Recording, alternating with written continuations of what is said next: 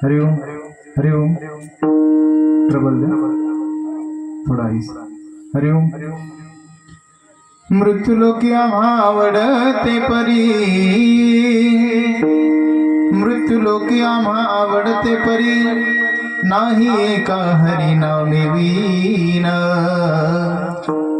विटले चित्त प्रपंचापासूनी व म्हणते मनी वैसलेसे सोने रूपे आम्हा मृत्यू के समान माणिक पाषाण खडे जैसे विटले चित्त प्रपंचापासूनी व म्हणते मनी वैसलेसे तुका म्हणे तैशा दिसतील नारी रिसाची परी आम्हा पुढे विटले चित्त प्रपंचापासूनी व म्हणते मनी बैसले से विठाला विठाला विठाला विठाला विठाला विठाला विठाला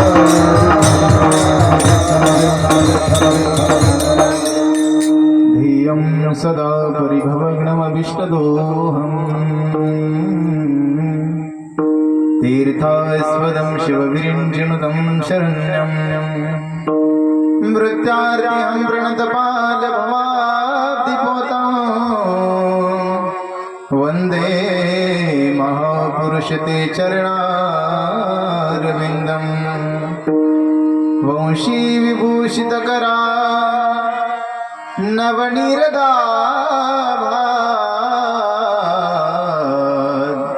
पीताम्बरा तरुणबिम्बफलादरोष्टा पूर्णेन्दु सुन्दरमुखादरविन्दनेत्रा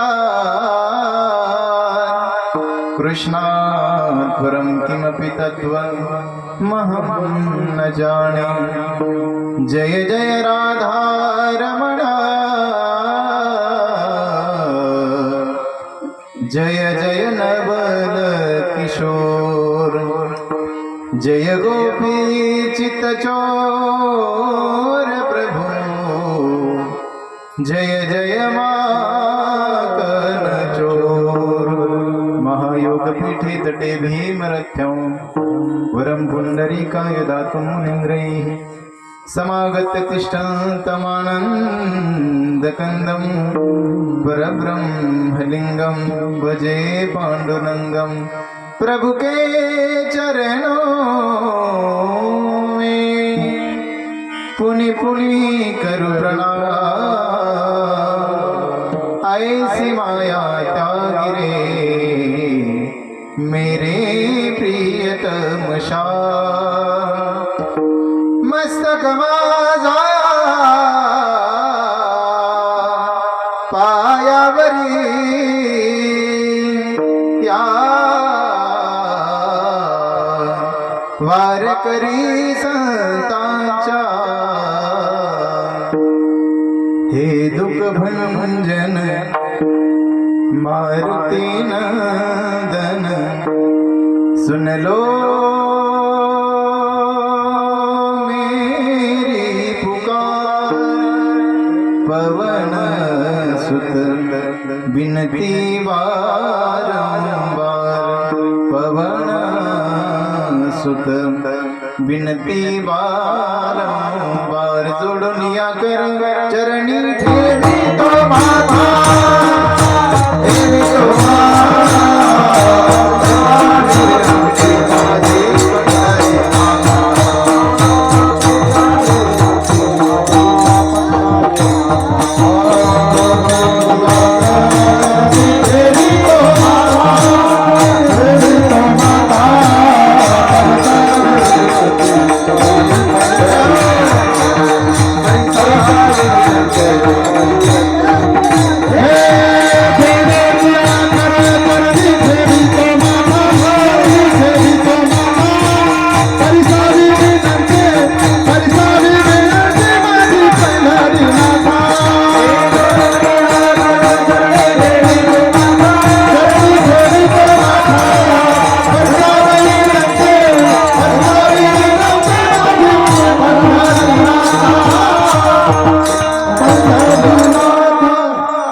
मृत्युलोकी आवडते परी नाही का हरी नामे विन विटले हे चित्त प्रपंचापासून व म्हणते मणी बैसलेसे प्रस्तुत प्राप्त प्रसंगी कीर्तन निरूपणासाठी निवडलेला अभंग जगद्गुरु जगदवंदे श्रीमंत श्री तुकोबरा यांच्या गाथेतील अत्यंत गोड उत्तम आणि चिंतनीय नामपर प्रकरणातील अभंग आज या ठिकाणी सेवेकरिता निवडलेला आहे। विठाला विठाला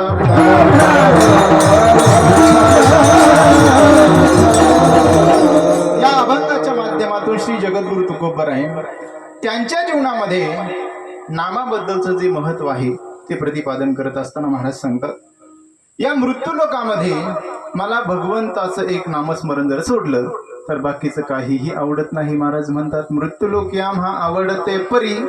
परी म्हणजे प्रकार, नामाचा प्रकार सोडून मला दुसरा कुठलाही प्रकार आवडत नाही। पहिल्या चरणामध्ये सांगतात, नाही एका हरी नामे विन। एका साधकाने जगद्गुरु तुकोबरांना प्रश्न केला, महाराज आम्ही तर प्रापंचिक आहोत, तुम्हीही प्रापंचिक आहात, प्रपंचाबद्दल तुमचं नेमकं काय मत आहे? तेव्हा महाराजांनी सांगितलं, हा जो प्रपंच आहे याच्याबद्दल मला काय वाटतं, तर तुम्हाला ओकारी माहिती आहे का? उलटी उलटी माहिती का? उलटी उलटी बघितली का? कधी कधी कुणाला झाली असेल, ती बघितली तरी देखील दुसऱ्याला होते. तर जगद्गुरु तुकोबाराय सांगतात, ती ओकलेली ओकारी मनुष्य पुन्हा खात नाही, तिच्याकडे पाहत देखील नाही. तिच्याकडे बघण्याची जशी माणसाची दृष्टी होते, तुमची आमची, त्या पद्धतीने मला प्रपंच वाटतो. आणि म्हणून त्या प्रपंचाबद्दल माझं मन विटले हे चित्त. प्रपंचापासून वमनते म्हणे बैसलेसे. महाराज पुढे सांगतात, या प्रपंचामध्ये काही गोष्टी अशा आहेत, तुम्ही आम्ही त्याच्यामध्ये गुंतलेलो आहोत. त्याची यादी महाराजांनी दिली. पहा, महाराज सांगतात, या प्रपंचामध्ये कशा कशाच्या पाठीमागे आपण आहोत. तर महाराज सांगतात, सोने रुपे, सोन्याच्या पाठीमागे आपण असतो, रुपयाच्या पाठीमागे आपण असतो, माणिक मोती हिरे रत्न याच्या पाठीमागे आपण असतो. आणि त्याच्या पाठीमागे लागत आपण प्रपंचामध्ये जीवन व्यतीत करत असताना आपलं जीवन कधी संपून जातं आपल्या लक्षामध्ये येत नाही. तर जगद्गुरु तुकोबारायांचं त्याच्याबद्दल काय म्हणणं आहे, तर महाराज सांगतात, सोने रुपये माणिक मोती रत्न हे अविद्येचं कार्य आहे. आणि अविद्या म्हणजे खोटं म्हणजे लटिका व्यवहार सर्व. तर या ठिकाणी जे माणिक मोती रत्न आहे ते अविद्याकारी आहे, म्हणजे त्याची किंमत जगद्गुरु तुकोबारायांच्या दृष्टीने शून्य आहे. म्हणून ते मला आवडत नाही.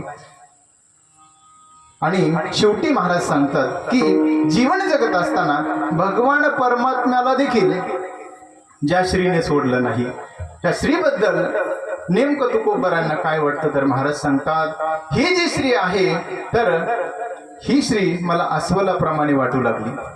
जीवन जगत असताना तुका म्हणे तैशा कैशा ऐशा, तुका म्हणे तैशा दिसतील नारी रिसाची परी आम्हा पुढे. ही श्री मला अस्वलाप्रमाणे वाटू लागली. आणि म्हणून मला जीवन जगत असताना भगवंताचं नामस्मरण सोडून बाकीचं काहीही आवडत नाही.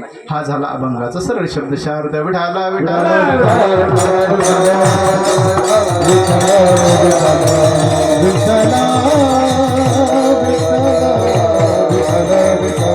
सालाबादप्रमाणे संपन्न होत असलेला आपला हा अखंड हरिनाम सप्ताह भगवान परमात्म्याच्या मंदिर आणि मूर्ती प्राणप्रतिष्ठेच्या वर्धापन दिनाच्या निमित्तानं त्या कार्यक्रमाचं आपण सर्वजण मिळून या ठिकाणी आयोजन करत असतो. आणि याही वर्षी अत्यंत थाटामाटामध्ये आणि उत्सवाच्या वातावरणामध्ये, उत्सव या पदामध्ये 2 पद आहेत. पहा, पहिलं पद आहे उत आणि दुसरं आहे सव. उत म्हणजे आनंद, सव म्हणजे वाढत जाणे.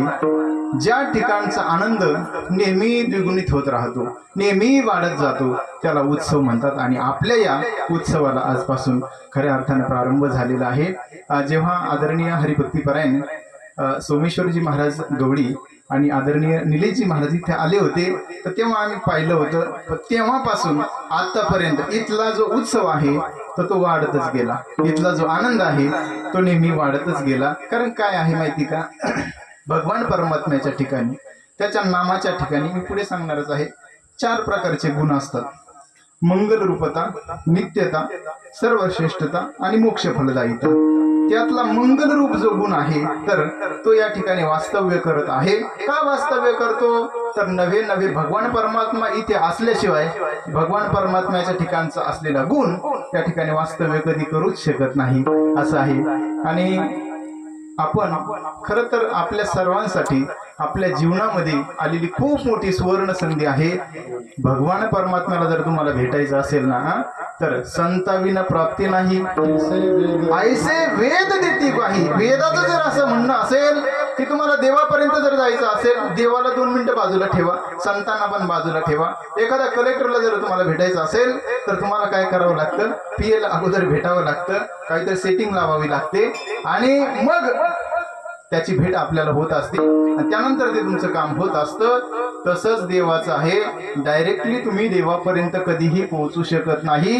संतांशिवाय तुम्ही या ठिकाणी देवापर्यंत पोहोचू शकत नाही.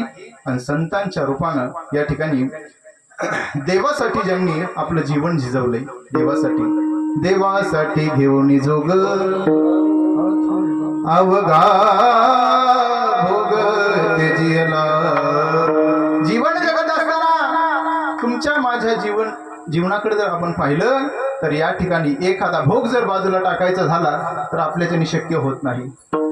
एखादा भोग जर बाजूला आपल्या जीवनामधून करायचा झाला तर ते आपल्याच्याने शक्य होत नाही. आयुष्यातले सगळेच भोग त्या ठिकाणी ते जिले बाजूला टाकले आणि भगवान परमात्म्यासाठी कुठे हे दोन महात्मे राहतात. आश्रमाचं नाव पण इतकं गोड आहे, वैष्णव सेवाश्रम. वैष्णव म्हणजे काय कळते तुम्हाला? वैष्णव म्हणजे सरळ सरळ वारकरी झालं. पण जगद्गुरु तुकोबारायांना जर विचारलं वैष्णव म्हणजे काय, तर महाराज सांगतात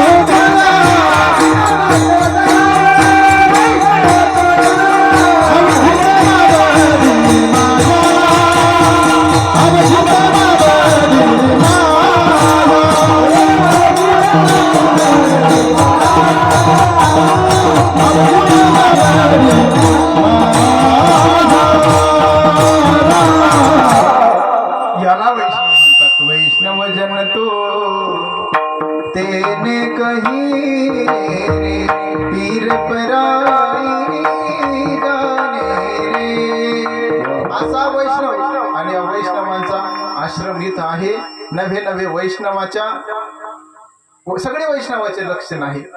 2 मिनिटं मी बोलणारच आहे. वैष्णवाची सगळी लक्षण आहे. आणखी वैष्णवांची जर लक्षणं पाहिली आपण तर वैष्णवा घरी सर्व काळ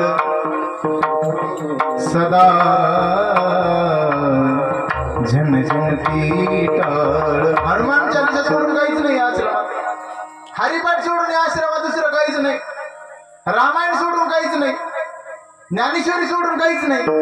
जगद्गुरु तुकोबारायांचं अभंग गाथेचं चिंतन सोडून काहीच नाही. आणि खायला काय? अभंगात तसंच आहे, कन्या भाकरीचे खाणे गाती रामबाणे.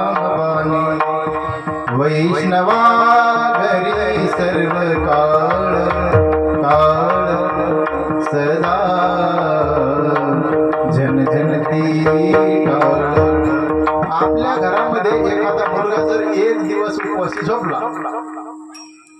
उपवासी झोपला तर त्याची आई येते 12 वाजता 1 वाजता त्याला उठवती. भाऊ नाही तर आता माझ्यावरून सांगतो तुम्हाला मी, जर एखाद्या आईला एखाद्या मुलाने जर पाणी मागितलं तो म्हणलं जा आई मला पाणीच नाही प्यायचं, मी तसंच झोपतो. भाऊ नको नको नको पाणी मागू तुझा जीव जाईल म्हणे. ती काय करते, उठते आणि पाणी आणून देते. हा, आपल्या घरामध्ये आपली आई आपला बाप आपल्याला जेवण आणून देतो. पण ह्या ठिकाणी दोघच आहेत महाराज. दोघांना कधी जर भूक लागली रात्री अपरात्री आले कोणाला सांगता. फक्त आपलं आयुष्य एक ना एक सेकंद या ठिकाणी जीवन जगत असताना भगवान पांडुरंग परमात्म्यासाठी आणि पांडुरंग परमात्म्यासाठी ज्यांनी वेचलं अशा 2 महात्म्याच्या सानिध्यामध्ये आपण या ठिकाणी आपलं जीवन नक्कीच व्यतीत केलं पाहिजे.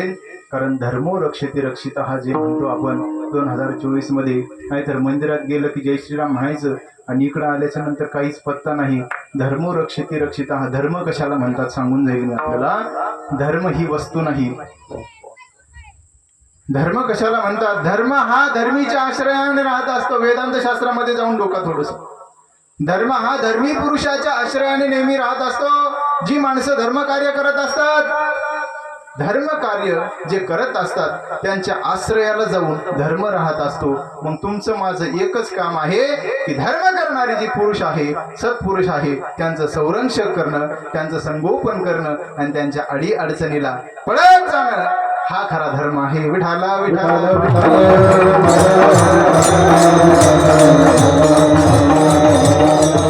धर्म कार्य करत असताना आपल्या जीवनाची जी प्रज्वलित वाट आहे या ठिकाणी चालत आहेत.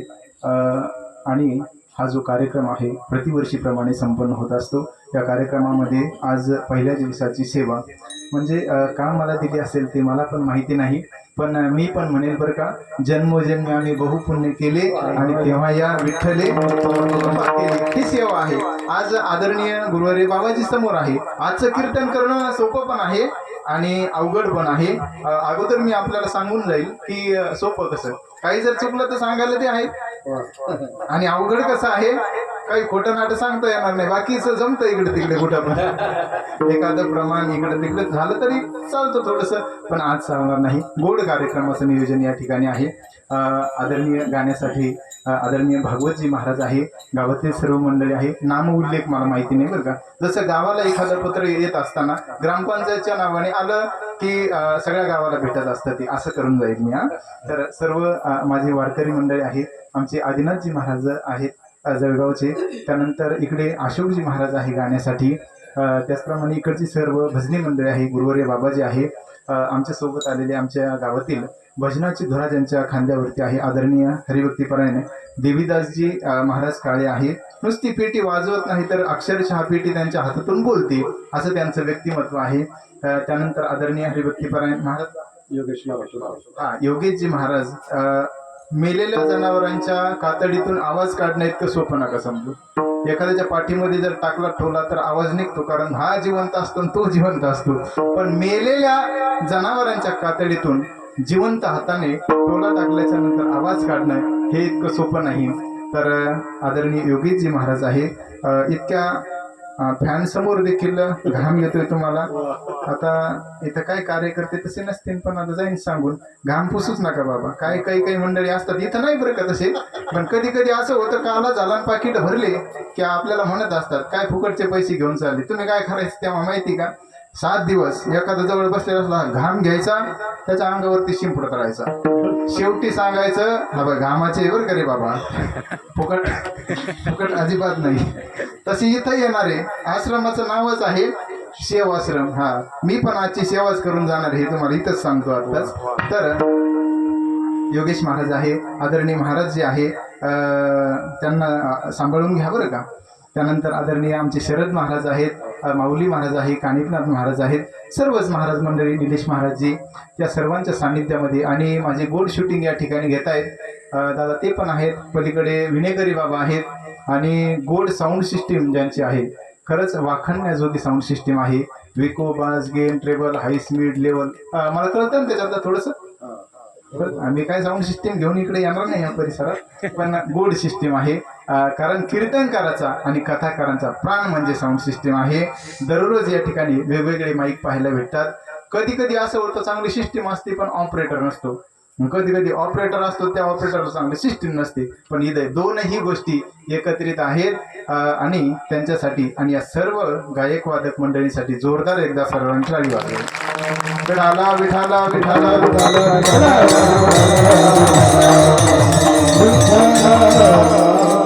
सेवेकरता अभंग निवडलेला आहे नामपर प्रकरणातील. या अभंगाच्या माध्यमातून श्री जगद्गुरु तुकोबराय सांगतात की मला भगवंताचं नामस्मरण सोडून बाकीचं काहीही आवडत नाही. का तर महाराज सांगतात, देवाने मला जो जन्म दिलेला आहे, देवाने मला जो देह दिलेला आहे, तर देह फक्त याच्यासाठी दिलेला आहे, भगवत प्राप्तीसाठी.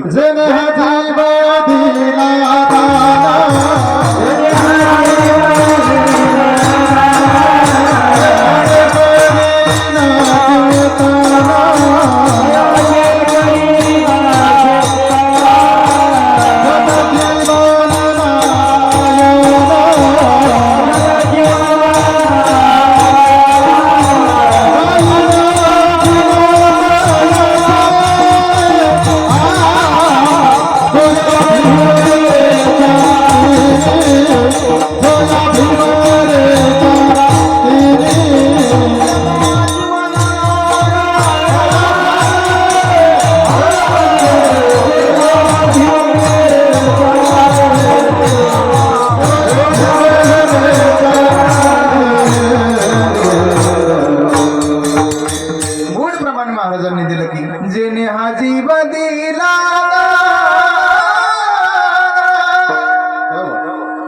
तयाचे करीन चिंतना, जग जीवन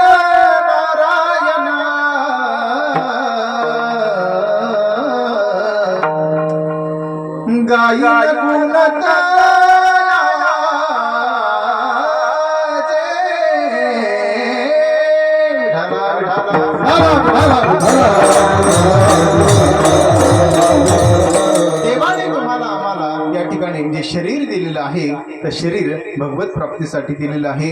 जेणे हा जीव दिला दान तयाचे करीन चिंतन. बरं, देवाने तुम्हाला आम्हाला शरीर देत असताना गोल, वक्राकृती, आयताकृती, त्रिकोणी, चौकोनी असं बिलकुल दिलं नाही. हा तर महाराज सांगतात देवे दिला देवा. ते शरीर कसं दिलं? भजना गोमटा तो या झाला फाटा दिकेचा. तो या झाला फाटा दिकेचा. देवे दिला देवा भजना गोमटा. पहा, देवाने तुम्हाला आम्हाला गोमट शरीर दिलेलं आहे. 84 लक्ष योनीचा ऑब्झर्वेशन करा, स्टडी करा, परीक्षण करा, समीक्षण करा. आता कळलं का तुम्हाला? ज्या त्या क्षेत्रातली भाषा आली की तुम्हाला कळेल. जो देह तुम्हाला दिलेला आहे, गोमटा दिलेला आहे, तर या देहाला भगवत प्राप्तीसाठी फक्त शरीर नाही दिलं, तर शरीर देऊन या शरीराला गोड इंद्रियाची योजना केलेली आहे. पहा, तर आपल्या घड्या बऱ्यापैकी चांगलं पडतंय. तर किती वाजता मी म्हटल्यानंतर मग काकडा करून घरी जावं लागेल. विठाला विठाला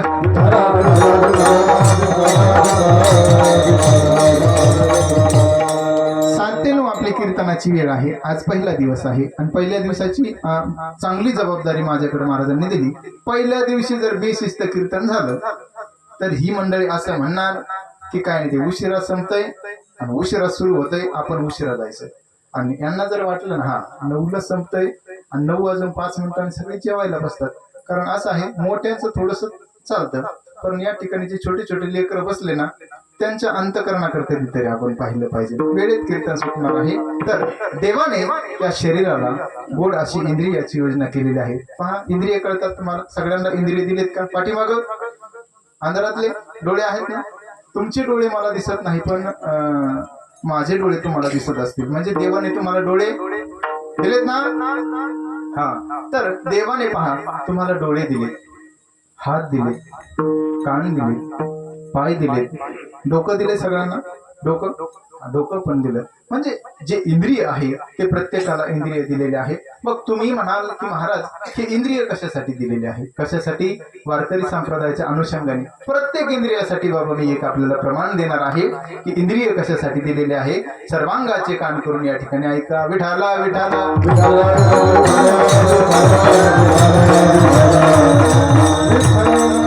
देवाने तुम्हाला आम्हाला जीवन जगत असताना या शरीरामध्ये नेत्र दिलेले आहे, डोळे दिलेले आहे. मग डोळे कशासाठी दिलेले आहे? सकाळी उठलं की डाटा चालू करायचा, लोटीत बसायचं. काही काहींच्या हाताला फिंगर राहिले नाही. पाहते काय फिंगर प्रिंट राहिले नाही, इतके चोपडे झाले त्यांचे लोटू लोटू. याच्यासाठी आहेत का डोळे? बघण्यासाठी. पहा, जगद्गुरु तुकोबाराय सांगतात डोळे कशासाठी आहे? तर डोळे भरून पाहिन तुझे मुख, त्याचा परिणाम हेची मज सुख देई देवा. त्या डोळ्याने भगवान परमात्म्याला जर पाहिलं तर सर्व सुखाला तुम्ही प्राप्त होणार आहे. याच्यासाठी डोळे आहेत. त्यानंतर देवाने तुम्हाला आम्हाला मुख कमल दिलेले आहे, हात दिलेले आहे. तर मुख कमल कशासाठी दिलेले आहे? बोलावा विठ्ठल, पहावा विठ्ठल, करावा विठ्ठल,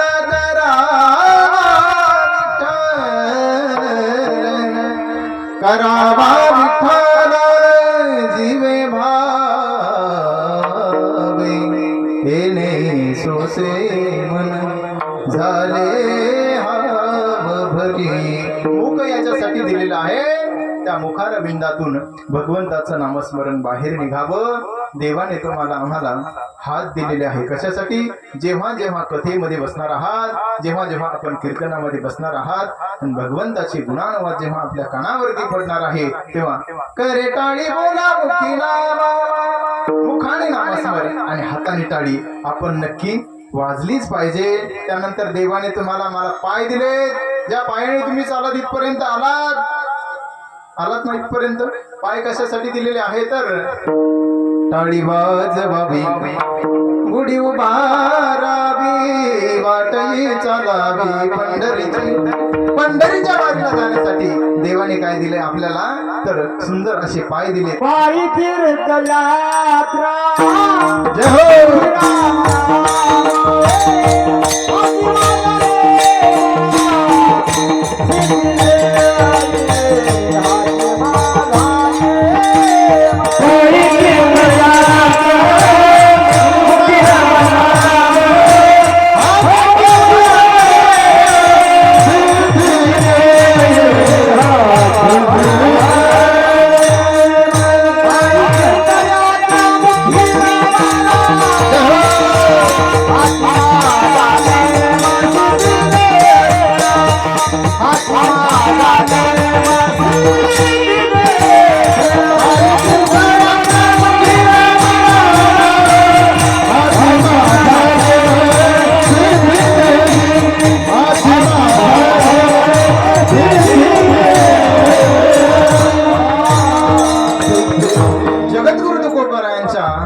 जीवनातील नियम सांगितला महाराजांनी. पायी तीर्थयात्रा मुखी राम नाम,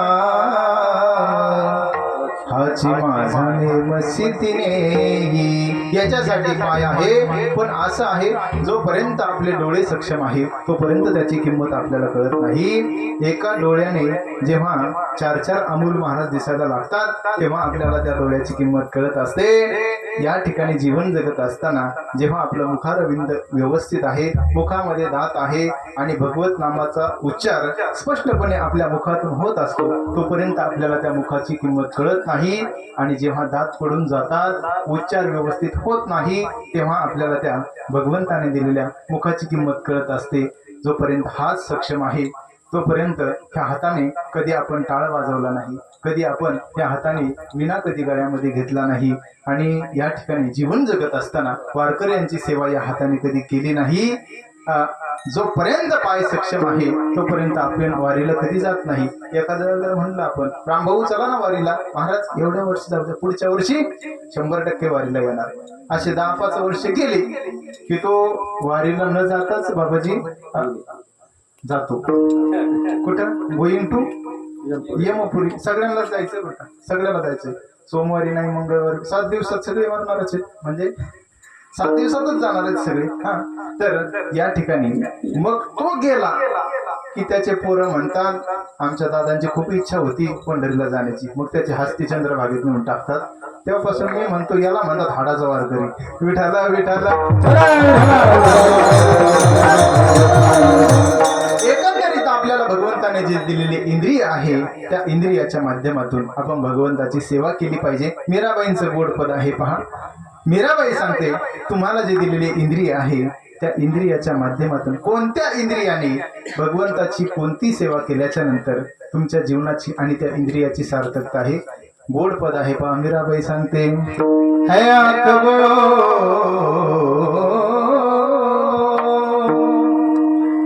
है आकबो जो शाम का दर्शन किया करे,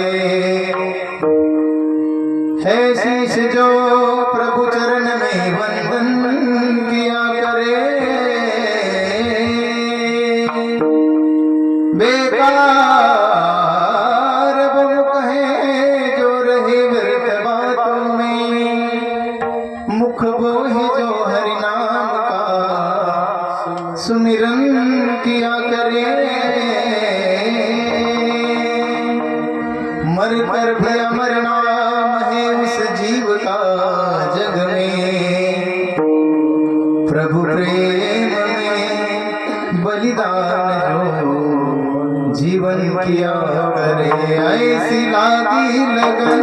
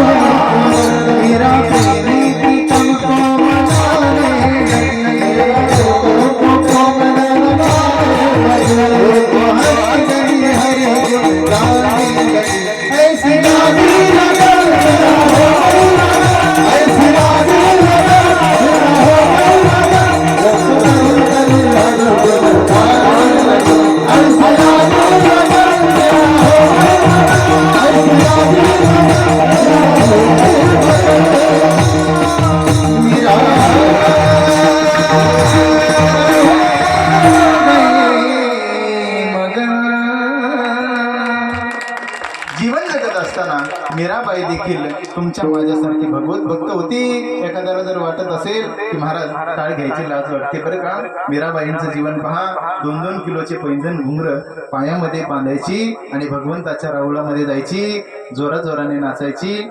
अशी मीराबाईची भक्ती होती. एकंदरीत मला सांगायचंय, देवाने तुम्हाला आम्हाला जीवन जगत असताना जे इंद्रिय दिलेले आहे ते भगवत प्राप्तीसाठी दिलेले आहे. त्यानंतर देवाने तुम्हाला आम्हाला 2 मुद्दे माझे संपले. त्यानंतर देवाने तुम्हाला आम्हाला जीवन जगत असताना या देहामध्ये बुद्धी नावाचा घटक दिलेला आहे. बुद्धी आहे सगळ्यांकडे, बुंदी नव्हे बुद्धी. तुम्हाला काय दिले? बुद्धी नावाचा घटक दिलेला आहे. एखादा उठेल, महाराज तुम्ही सांगता की या देहामध्ये देवाने बुद्धी नावाचा घटक दिलेला आहे. तसं जर पाहिलं तर माणसापेक्षा पशुपक्षी आपल्याला प्रगल्भ बुद्धीचे दिसतील. पशुपक्षी आपण सर्व शेतकरी आहोत. मला सांगा, प्रत्येकाच्या घरामध्ये कुत्रा आहे. कुत्रा आहे ना प्रत्येकाच्या. आपला जर मालक घरामध्ये गेला, गेटच्या आतमध्ये गेला, तर तो कुत्रा त्या मालकाकडे पळत येत असतो. पण तेव्हा त्याची जे ऍक्शन आहे ती एक वेगळ्या पद्धतीची असते. तो शेपटी हलवत त्या मालकाकडे पळत येत असतो. आणि गुरुवर्य बाबाजींसारखे आमच्यासारखी माणसं जर गाडीतून खाली उतरली आणि तिथं फक्त मालक नसला, आमच्याकडे पण तो पळत येत असतो, पण तो ऍक्शन घेऊन पळत येत असतो. ह्या दोन्ही पळण्यामध्ये नक्की फरक आहे. मालकाकडे जेव्हा पळत येतो तेव्हा तो प्रेमाने पळत येतो, आणि आमच्याकडे येतो तेव्हा तो क्रोधाने पळत येत असतो. मग त्याला देखील आपलं आणि फरक कळत असतं. बरोबर. एक उदाहरण आपल्याला सांगून जाईल. त्या उदाहरणाच्या माध्यमातून तुम्हाला मला बुद्धी कळेल. विठाला विठाला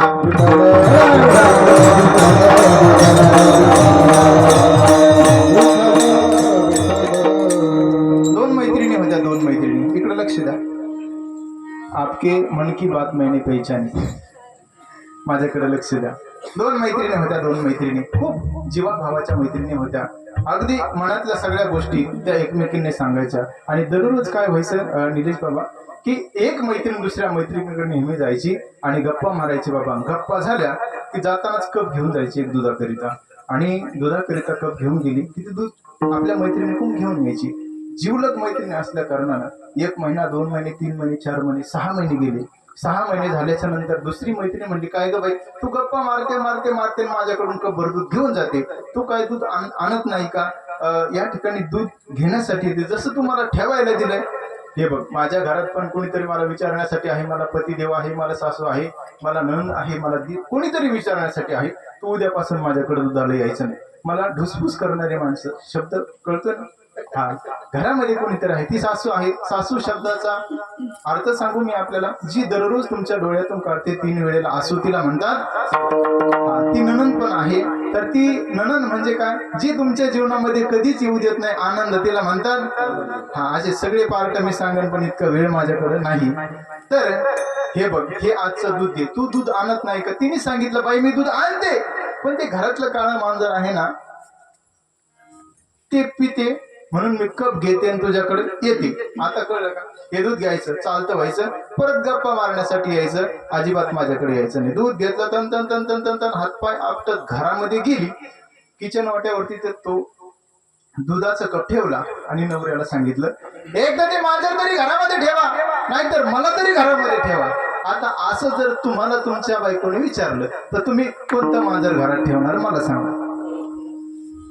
याने सांगितलं 15-20 वर्ष झाले लग्नाला, बायकोला इतकं जपतो आणि मांजर टेन्शन देतं. काही झालं तर आज या मांजराची विल्हेवाट नक्की लावायची.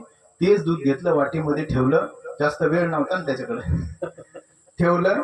पीत असताना ते मांजर पकडलं, गोणीमध्ये घातलं, तोंड व्यवस्थित पद्धतीने बांधलं. इथून निघला, डायरेक्ट शेवगावचा बाजार होता, शेवगावला घेऊन गेला. शेवगावला घेऊन गेल्याच्या नंतर अलीकडेच ते आंबेडकर चौक आहे, तिथं सोडून दिलं मांजर. बाजारामध्ये गेला, सगळा बाजार केला. उन्हाचा कहर झालेला होता. 3-3:30 वाजता घरी आला.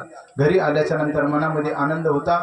बायकोला सांगितलं, खूप दमलो, शिंगलो, भागलो, बस ना, मला आता पाणी आण म्हणे पिण्यासाठी.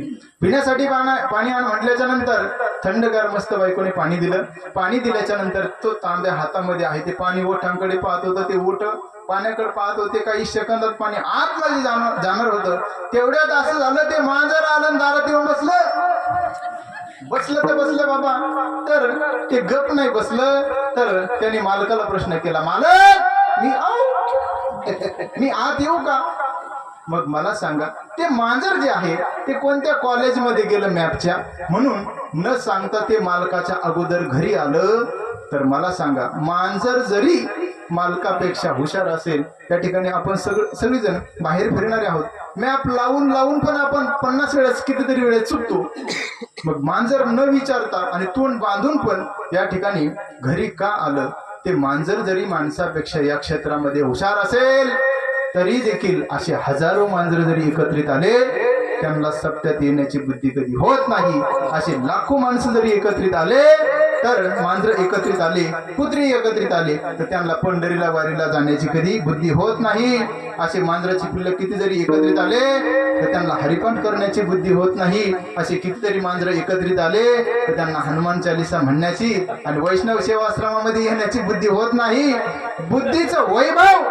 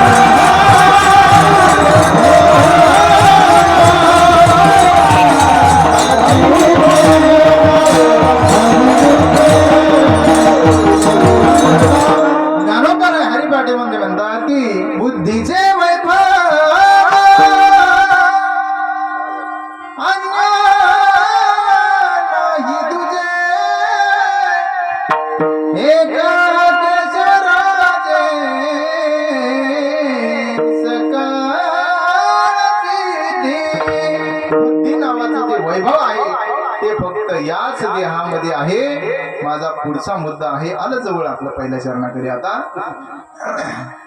दुसरी गोष्ट, जीवन जगत असताना देवाने तुम्हाला आतापर्यंत जिवंत ठेवलंय, याच्यावरती विश्वास आहे तुम्हाला सगळ्यांना?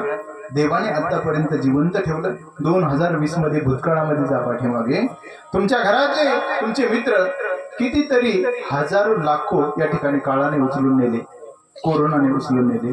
मला सांगा, पहिल्या दुसऱ्या तिसऱ्या चौथ्या लाटीत तुम्ही जिवंत येणार आहोत? तुम्ही जावं अशी माझी अजिबात इच्छा नाही. पण मला सांगा, ज्या मित्राला फोन केल्याशिवाय आपल्याला करमत नव्हतं, तो मित्र तुम्हाला सोडून गेलाय. ज्या माणसाला घरामध्ये पाहिल्याशिवाय आपल्याला करमत नव्हतं, तो आपल्या घरातला करता माणूस काळाने उचलून नेलाय. साधू संत ज्ञानोबा तुकोबा या ठिकाणी सांगून सांगून थकले पहा. त्यांना अभंग लिहावे लागले. कदाचित त्याच्याकरिताही आला असेल कोरोना. सांगत होते ज्ञानोबा तुकोबा, या जगामध्ये कुणी कुणाचं नसतं, कुणी कुणाचं नसतं. नाही रे, नाही रे, नाही कुणाचे कोणी, बहीण कुणाची, भाव कुणाचा, कोण कुणाचे, सगळे सोय रे मेला मागे, सर्व राहिले तुटतील धागे दोरे. हे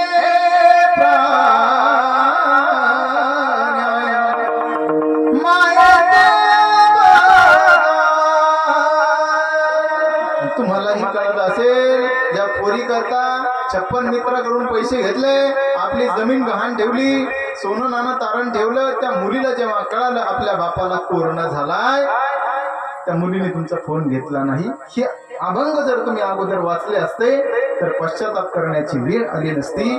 माझा मुद्दा हा आहे की जगामध्ये जीवन जगत असताना लाखो माणसं गेली, पण तुम्ही या ठिकाणी आतापर्यंत जिवंत आहात, याचं उत्तर या ठिकाणी बसलेले आहेत. तुमच्या कुणाकडे आहेत का? उठा आणि मला सांगा. त्याचं उत्तर तुमच्या माझ्याकडे कुणाकडेच नाही. याचं उत्तर जगद्गुरु तुकोबा आणि ज्ञानोबा निळोबा यांना विचारावं लागेल की महाराज, आतापर्यंत आपण जिवंत आहोत, याचं उत्तर काय आहे? तर महाराज सांगतात, तुम्हाला आतापर्यंत भगवान परमात्म्याने जिवंत ठेवलेलं आहे एका गोष्टीसाठी. कशासाठी?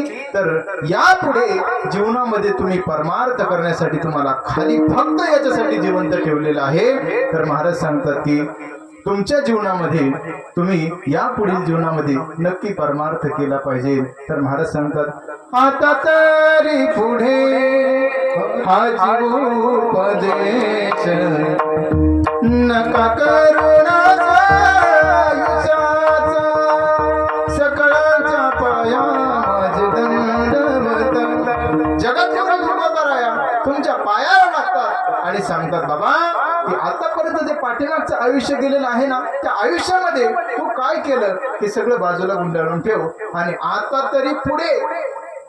आता शब्द कधी येत असतो, गावामध्ये एखादा तरुण असावा, व्यसनाधीन झालेला असावा आणि त्याला एक वयोवृद्ध अनुभवी माणूस त्याला भेटावा. तो सांगत असतो, बाबा आतापर्यंतच्या जीवनामध्ये तू जे काही केलं असेल ना, जाऊ दे, पण आता तरी व्यवस्थित पद्धतीने तो वागलं पाहिजे. अगदी तुकोबा त्याच सांगतात की आता तरी पुढे हाची उपदेश. एवढंच नाही सांगत, तुमच्या पायाला लागून सांगतात की लागून या पाया पाया विनवितो तुम्हाला करे टाळी बोला मुखी विठ्ठल विठ्ठल विठ्ठल म्हणा वेळोवेळा. काय करायचं? पांडुरंग परमात्म्याला शरण जायचंय. तर जीवन जगत असताना देवाने तुम्हाला आम्हाला जे आयुष्य आहे तर ते बोनस म्हणून दिलेलं आहे. मागे झाले पाहू नका, पुढे जामीन आहे तुका. म्हणजे तुम्हाला जे आयुष्य दिलेलं आहे या पुढील जीवनामध्ये परमार्थ करण्यासाठी दिलेलं आहे. मग देवाने जीवन जगत असताना तुम्हाला शरीर दिलं, तुम्हाला इंद्रिय दिले, देवाने तुम्हाला बुद्धी दिली आणि माझा आत्ताचा मुद्दा आहे, देवाने तुम्हाला आम्हाला काळाने अवकाश दिलेला आहे.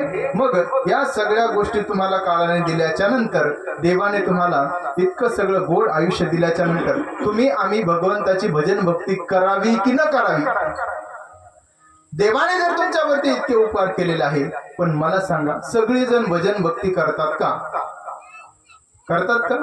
इथले दोन वर्ग आपल्याला जगामध्ये पाहायला मिळतात.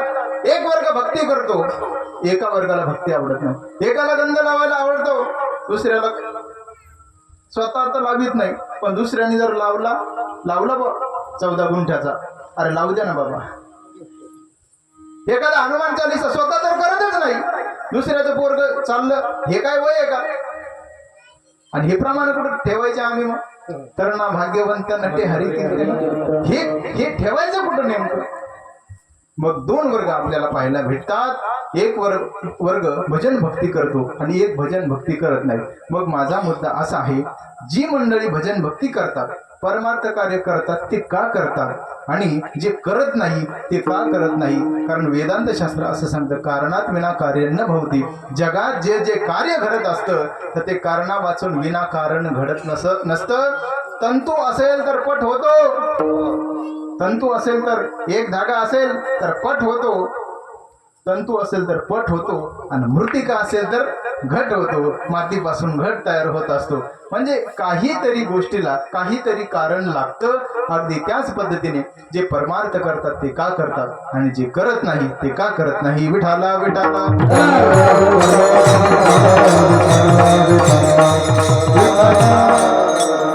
जीवनामध्ये आपल्याला काही माणसं पाहायला मिळत असतात की नित्याने दररोज हरिपाठ करत असतात, हरिपाठाचा नित्य नियम करत असतात. काही जर त्याच्याकडून पाप घडलं की तो दररोजचा हरिपाठ 10 दिवसावरती जातो, 20 दिवसावरती जातो, 50 दिवसावरती जातो, हरिपाठ बंद पडतो. एखादा माणूस असतो महिन्याची वारी करत असतो, काही जर त्याच्याकडून बाबा पाप कर्म घडलं तर महिन्याची वारी 2 महिने, 3 महिने, 6 महिने, वर्षावरती जाते, 1 दिवस वारी बंद पडते. एखादा वारकरी असतो नित्याने तुळशीला पाणी घालत असतो, काही जर पापकर्म घडलं तर चालू असलेला त्याचा परमार्थ बंद पडतो. नव्हे माणसं परमार्थात येत नाही, त्याचं कारण आहे पाप. आले तरी टिकत नाही पाप, टिकले तरी अनुभवापर्यंत टिकत नाही पाप, आणि अनुभवापर्यंत जरी टिकले तरी त्याचा त्यांना बोध घडत नाही. एकंदरीत माणसं परमार्थात येत नाही, याचं कारण आहे पाप. विठाला विठाला विठाला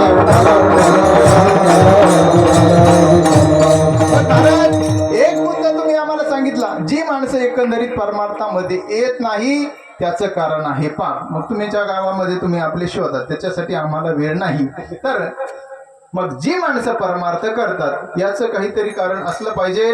मग जी माणसं परमार्थ करतात, परमार्थ म्हणजे काय? फक्त असं नाही की मी कीर्तन करतोय म्हणून परमार्थ करतोय.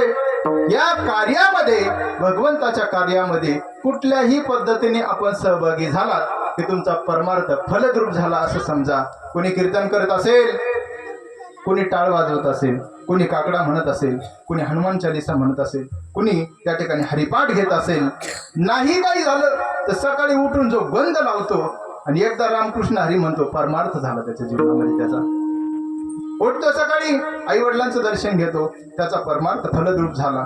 मग या ठिकाणी जीवन जगत असताना सप्ताह चालू आहे हा, त्या सप्ताहामध्ये फक्त जे कीर्तनाला उभे राहतात तेच परमार्थ करतात का?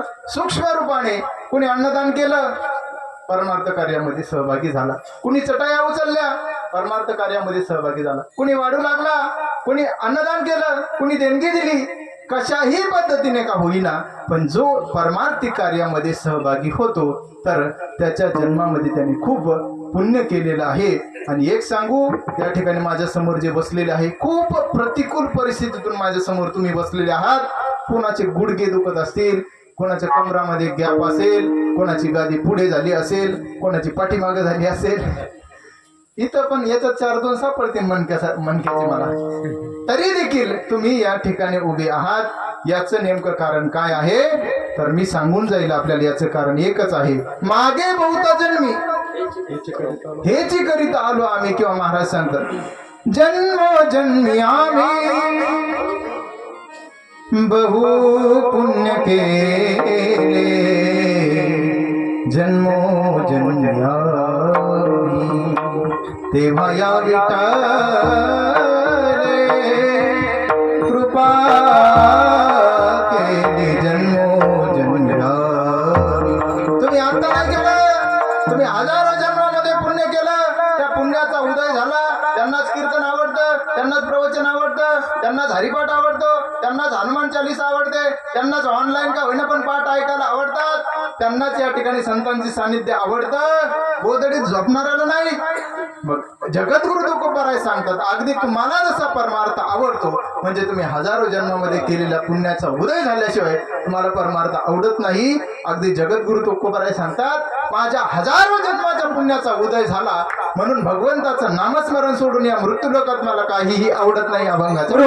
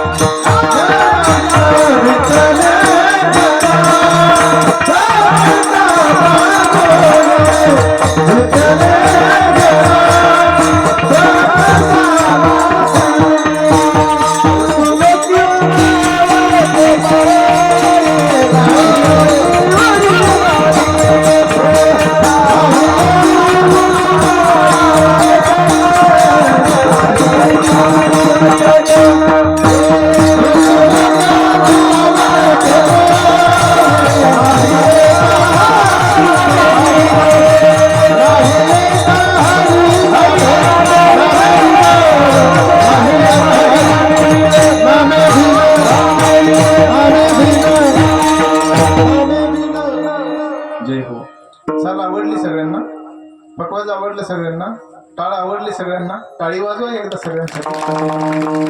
विठाला विठाला अभंगाची प्रारंभिक शब्दरचना अशी आहे. महाराज सांगतात या मृत्यू लोकामध्ये मला भगवंताचं नामस्मरण सोडून काहीही आवडत नाही. नवे नवे जगद्गुरु तुकोबारायांच्या आयुष्यामध्ये या ठिकाणी कितीतरी प्रसंग आपल्याला पाहायला मिळतील. तरी देखील प्रतिकूल प्रसंगामध्ये देखील जगद्गुरु तुकोबारायांनी परमार्थ सोडला नाही. परमार्थ अजिबात सोडला नाही. मला सांगा या ठिकाणी जगद्गुरु तुकोबारायांचं जीवन जर आपण पाहिलं तर जगद्गुरु तुकोबारायांची एक श्री एक अन्न न करता मेली. तुमच्या घरातली तुमची एखाद्याची बायको अन्न न करता मेली का? खाण्या वाचून कोणाची बायको मेली का? 2020 मध्ये सगळी कामं बंद होती कोरोनामध्ये. तुमची बायको एखाद्याची खाण्या वाचून मेली का? खाऊन खाऊन मेली असं? खाण्या वाचून कोणाची बायको अजिबात मेली नाही. जगद्गुरु तुकोबारायांचं जीवन पहा. कोपला पाटील गावीचे हे लोक आता मज भीक कोण गाली, आता मज भीक कोण गाली. आम्ही सदैव सुखे जवळी येतात सोर राखे, जाऊ पुढते भिके कुत्रे घर राखे. इतक्या प्रतिकूल परिस्थितीमध्ये या ठिकाणी जगद्गुरु तुकोबारायांनी परमार्थ का सोडला नाही, तर त्याचं एकच कारण आहे. जगद्गुरु तुकोबरायांना जर कोणी विचारलं की जगद्गुरु तुकोबराया, आम्ही पण प्रपंच करतो, तुम्हीही प्रपंच करता, मग तुमच्या इतका परमार्थ आम्हाला का आवडत नाही, याचं उत्तर आम्हाला द्या. जगद्गुरु तुकोबराय सांगतात की तुम्हीही संसारामध्ये राहता, मीही संसारामध्ये राहतो, पण मी संसारामध्ये राहत असताना मला या संसारामध्ये 4 प्रकारचे दोष दिसतात. संसारामध्ये 4 प्रकारचे दोष दिसतात आणि भगवंताच्या नामामध्ये 4 प्रकारचे गुण आहे, म्हणून मला भगवंताचं नामस्मरण आवडतं. महाराज, ते 4 प्रकारचे गुण कोणते आहे आणि 4 प्रकारचे संसारातले दोष कोणते आहे, तेव्हा महाराज सांगतात, पहा, ऐका. संसारामधला पहिला दोष आहे दुःखरूपता, विपरीतता, क्षणिकता आणि सातिशयता, अशी 4 प्रकारचे जे दोष आहे ते संसारामध्ये आहे. आणि भगवंताच्या नामामध्ये 4 प्रकारचे गुण आहे: मंगल रूपता, नित्यता, सर्वश्रेष्ठता आणि मोक्ष फलदायिता. आता हे सांगण्यासाठी परत 2-4 कीर्तन करावं लागतं. तर या ठिकाणी म्हणून मला काय होतं, तर मृत्यूलोकी आम्हा आवडते परी भगवंताचं नामस्मरण सोडून बाकीचं काहीही आवडत नाही. विठोबार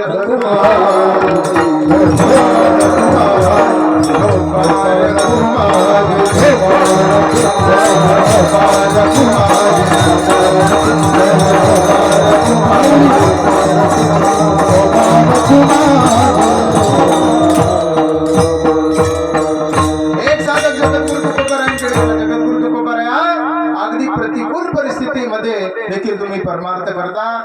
आम्हालाही अशा पद्धतीचा परमार्थ संसार करत असताना घडावा, त्याच्यासाठी काय केलं पाहिजे, काही एखादा जर पर्याय असेल तर आम्हाला तुम्ही नक्की सांगा. कारण आमच्या जीवनामध्ये काय होईल माहिती का, शेवटी आम्ही काय करू, परमार्थाला लागू, पण तेव्हा सगळं आयुष्य गेलेलं असेल. काय होत असतं माहिती का, जोपर्यंत माणसाकडे सगळ्या गोष्टी अवेलेबल आहे तोपर्यंत माणसाला परमार्थ करावा वाटत नाही. आणि एकदा शेवटच्या शय्येवरती झोपला, तिथं त्याच्याजवळ कुणीच नसतं, तेव्हा भगवंताची आठवण त्याला आल्याशिवाय राहत नाही. आदमी को जब प्यास लगती है तो पनघट की याद आती है. आदमी को जब प्यास लगती है तो पनघट की याद आती है. औरत को जब लाज लगती है तो घूंघट की याद आती है. आदमी जिंदगी गुजारता है ऐश करने में, लेकिन जब मौत आती है तो भगवान की याद आती है. म्हणून जीवन जगत असताना या ठिकाणी जोपर्यंत आयुष्य दिलेलं आहे तोपर्यंत भगवान परमात्म्याला आपण कधी विसरू नये. कारण जेव्हा शेवटी वेळ तुमच्यावरती येणार आहे, पांडुरंग परमात्म्याशिवाय तुमच्या माझ्या पाठीवर मागे कुणीही राहणार नाही. महाराज सांगतात त्या साधकाला, तुझ्याही जीवनामध्ये तुला जर असं वाटत असेल की मलाही तुमच्याप्रमाणे परमार्थ घडावा, जगद्गुरु तुकोबरायांप्रमाणे परमार्थ घडावा, त्याला तुकोबरा एक मुद्दा सांगतात. शेवटचा एक दृष्टांत सांगणार आहे आणि सेवा संपुष्टात आणणार आहे. विठाला विठाला. महाराज सांगतात, इकडे बघ, जेव्हा एखाद्या माणसाला एखाद्या गोष्टीमधल्या दूषित दोषाचं दर्शन होत असतं तेव्हा त्या गोष्टीला तो माणूस बाजूला सारत असतो. पण तुम्हाला त्या गोष्टीतलं दूषित दोषाचं दर्शन नक्की झालं पाहिजे, याकरिता परमपूज्य गुरुवर्य आमचे महाराज एक दृष्टांत सांगत असतात. दृष्टांत ऐकायचा शेवटचा एक, झोपलेले असले कोणी तर उठा, दृष्टांत सांगतो तुम्हाला. आणि दृष्टांत तुमचा आहे बरं का मस्तपैकी. एका सासूबाईकडे जावई जेवायला येणार आहेत ना, तुम्हाला जावई आहे ना तुमचा समजा, तिच्याकडे जेवणासाठी येणार होते. ज्या तारखेला, ज्या तिथीला, ज्या वेळेला ते जावई जेवायला येणार होते, तर निलेश महाराज मस्तपैकी त्यांनी त्या सासूबाईंनी त्या जावयाच्या जेवणाचं नियोजन अगदी व्यवस्थित पद्धतीने केलं आहे. आमचे गुरुवर्य महाराज सांगतात, त्या सासूबाईसाठी जावई म्हणजे सगुण ब्रह्म असतं.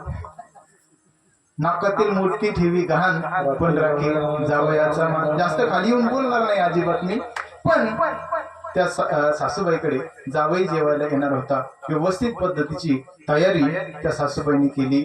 जावई आले. जावई आल्याच्या नंतर त्याचे 2-4 मित्र त्याच्या सोबत होते. त्यानंतर त्याचे मेहुणे होते, ते पण तिथं जेवणासाठी बसले. जावयाचा आता जो जावई आपल्याकडे जेवणासाठी येणार आहे, तर सासूबाईंनी अगोदरच विचारलेलं होतं आणि लग्न झाल्यापासून आपल्या मुलीचं त्या सासूबाईला माहिती होतं की आपल्या जावयाला काय आवडतं. आवडीनिवडी आपण जाणून घेत असतो. तर त्या जावयाला खीर आवडत होती बाबा, खीर आवडत होती.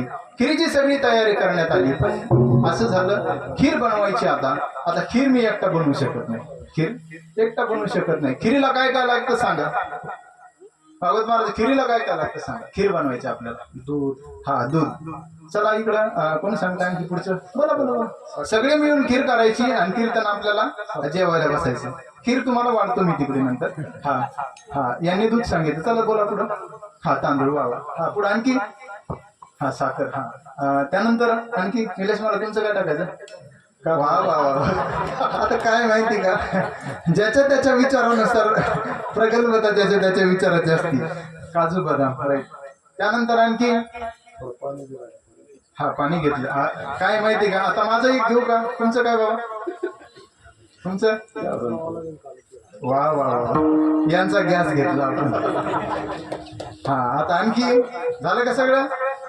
तुम्ही सगळे यांनी गॅस घेतला, यांनी काजू बदाम म्हणून की घेतले, पण हे टाकायचं कसं आहे ते पातीलच घेतलं नाही. बरं माझं पातील.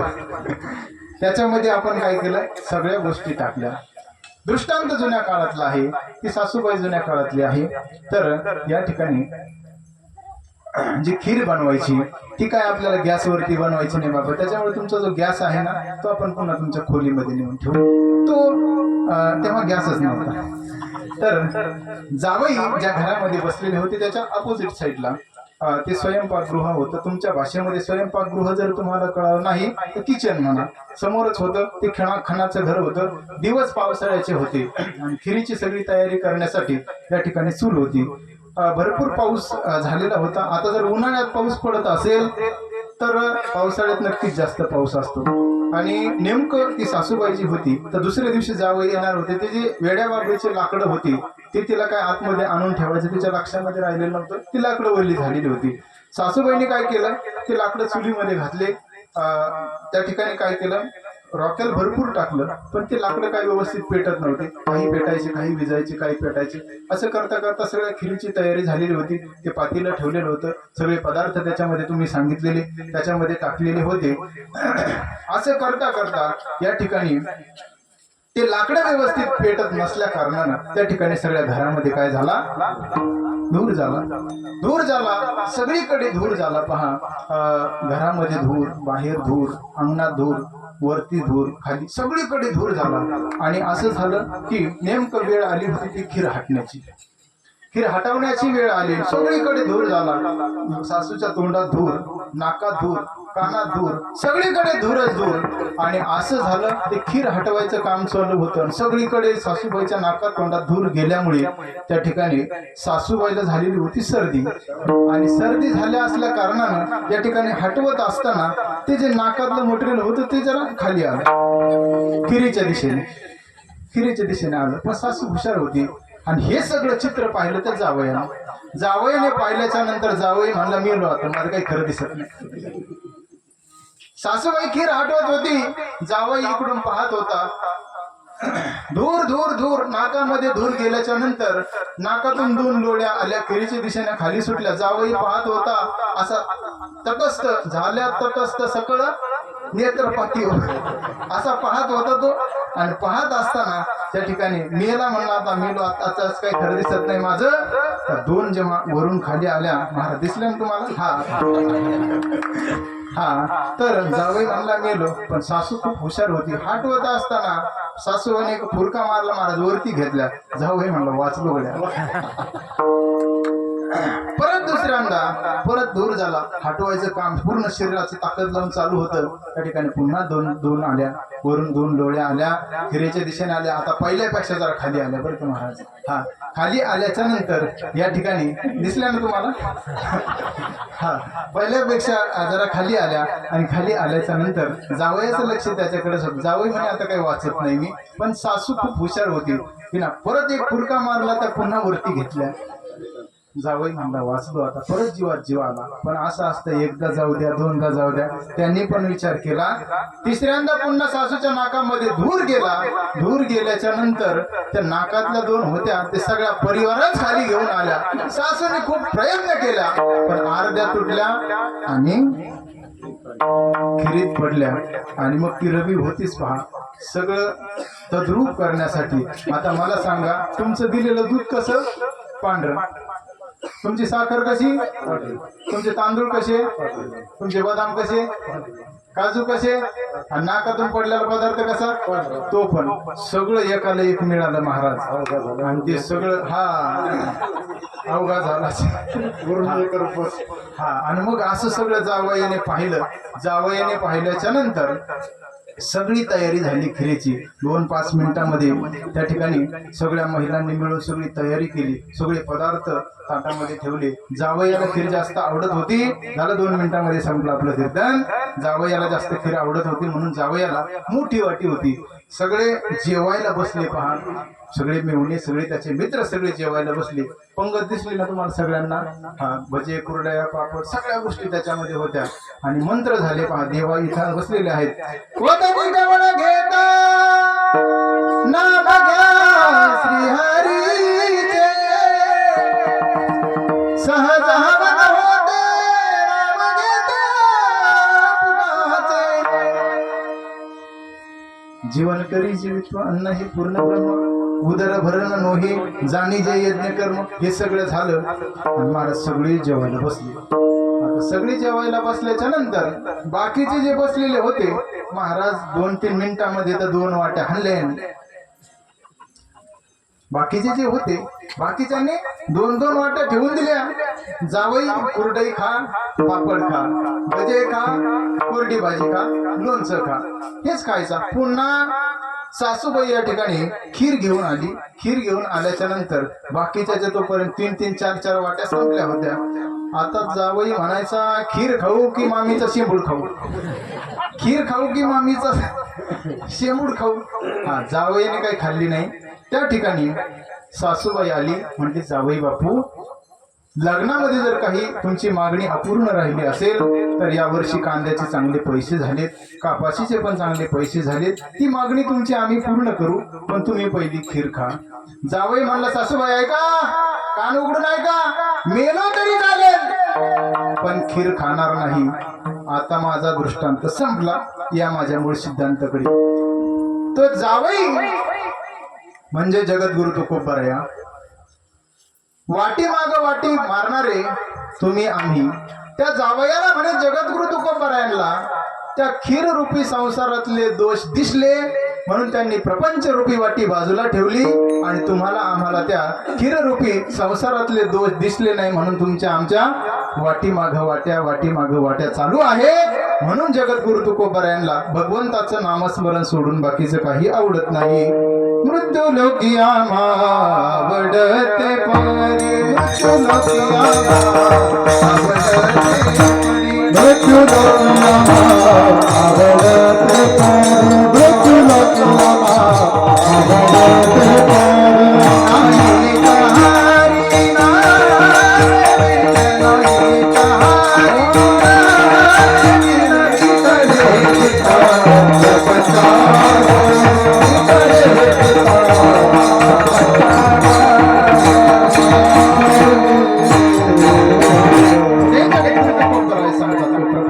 नाही विटले हे चित्त प्रपंचापासून वमन ते मनी बैसलेसे. त्यानंतर पुढे महाराज सांगतात सोने रुपये आम्हा मृत्यू के समान माणिक पाषाण खडे जैसे. म्हणजे तेही या प्रपंचामध्ये मला आवडत नाही. आणि जीवन जगत असताना जी श्री आहे तर श्री देखील या ठिकाणी ज्या स्त्रीने जगामध्ये भगवान परमात्म्याला देखील सोडलं नाही ती स्त्री देखील जगद्गुरु तुकोबरायांना अस्वलाप्रमाणे वाटू लागली. त्याचा पुरावा आहे का एखादा?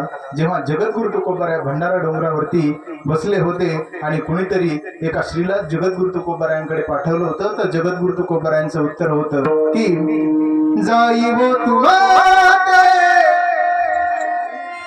नगरी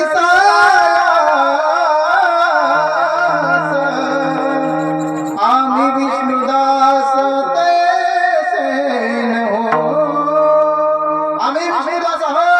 भगवंताचे भगवत भक्त आहोत आम्ही तसे अजिबात नाही. त्याचा उत्तर एकच आहे की तुका म्हणे तैशा दिसतील नारी रिसाची परी. आम्हा पुढे जीवन जगत असताना आम्हाला तिची स्त्री आहे ती अस्वलाप्रमाणे वाटू लागली. ज्ञानेश्वर